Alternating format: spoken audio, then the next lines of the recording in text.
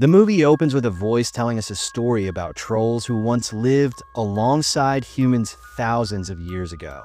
These massive creatures weren't monsters. They were innocent beings with bodies of stone and hearts tied to the earth.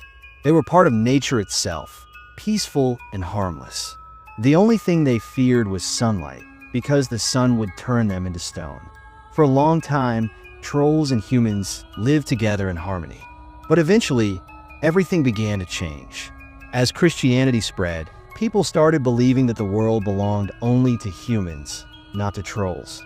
Fear took over. Humans began hunting these innocent creatures, dragging them into the sunlight to turn them into stone. Holy water and church bells caused the trolls unbearable pain, weakening them and making them easy targets. We learn that Nora's father, the father of the main character, used to tell her these stories. He was deeply saddened that humans never tried to protect the trolls. As a child, Nora promised him that if good trolls still existed, she would always help them. Years later, we meet Nora as an adult. Her father has passed away, and overwhelmed by grief, she now lives alone in the forest, dedicating her life to researching trolls. She once saw one with her own eyes, and any doubt she had is long gone. Now, she's determined to learn more. One day, a man suddenly enters her cabin. Nora attacks him from behind, only to realize it's Chad, the president's personal secretary. He had helped her before. Chad still works for the government, but secretly, he also wants to protect trolls. He learned from Nora's father that trolls aren't evil. They're not monsters. Chad has a major secret, and he takes Nora to a hidden laboratory. There, they meet Professor Larry, who has also been studying trolls. Inside the lab, Nora makes a shocking discovery. The troll that appeared during the Nazi era is being kept there. The professor named him Jerry. He explains that Jerry has been asleep for 100 years. Nora is horrified to learn that scientists have cut off parts of the troll for research. Furious and heartbroken, she rides an elevator up to the troll's ear and secretly reads him a poem. Her compassion and emotion awaken him. After a century, Jerry opens his eyes. Panicked and restrained, Jerry becomes enraged.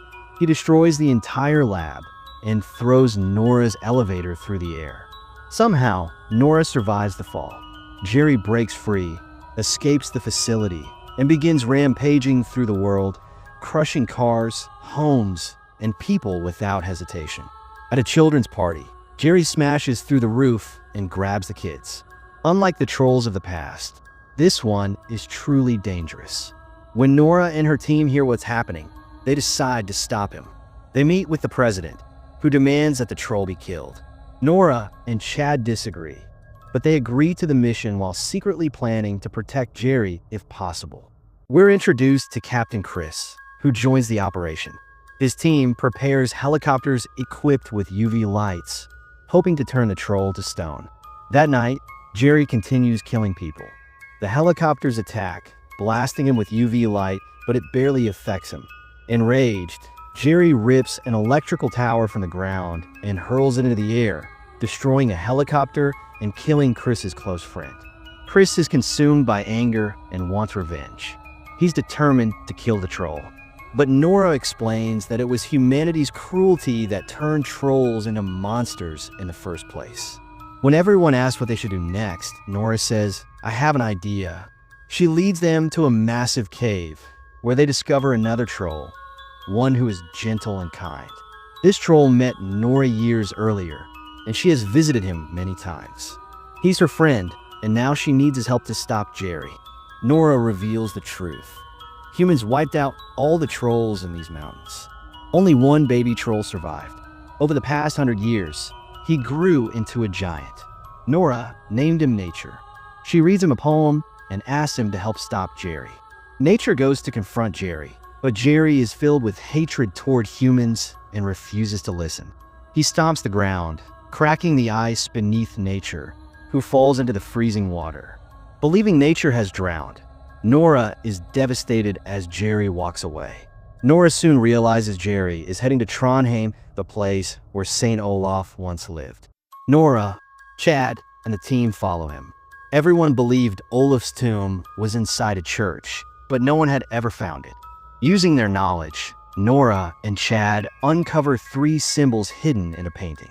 They insert wooden sticks into the marks, and the wall rotates, revealing Olaf's body. Inside his clothing, they find a silver sword and a letter. The other half of the letter was kept in the lab with Jerry. When they combine the two, the truth is revealed. History claimed that Saint Olaf ordered the trolls to be killed, but that was a lie. He never gave that order. He only wanted to relocate the trolls so humans and trolls could live in peace. The church disobeyed him, slaughtered the trolls, and then blamed Olaf to cover it up. To hide the truth, they killed Olaf and concealed his grave. Nora realizes Jerry is going to Trondheim to avenge his fallen kind. Remembering that trolls are vulnerable to holy water, Nora discovers that beneath the church lies a massive underground lake of it. Nora, civilians, and the army work together to create weapons infused with holy water. When Jerry arrives at night, church bells ring out, weakening him.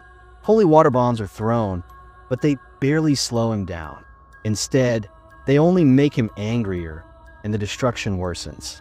Just before everything is lost, nature rises from the water alive. Nora is overjoyed. Nature confronts Jerry, and the 2 trolls battle through the city. Nora's team realizes the holy water must reach Jerry's heart, not just his body. They only have 1 bomb left, but Jerry won't stay still long enough to aim. Chad makes a heartbreaking decision. He volunteers to sacrifice himself. His plan is to jump into Jerry's mouth with the bomb. There's no other way. As Chad leaps from the helicopter, the first attempt fails. Knowing he may not survive, Chad calls his wife to say goodbye. He asks her to tell their unborn child that he loved them. Then Chad forces the bomb into Jerry's mouth. It detonates. A bright light fills Jerry's chest as his body crumbles. Nature grabs Jerry's heart and throws it away. Jerry is finally defeated.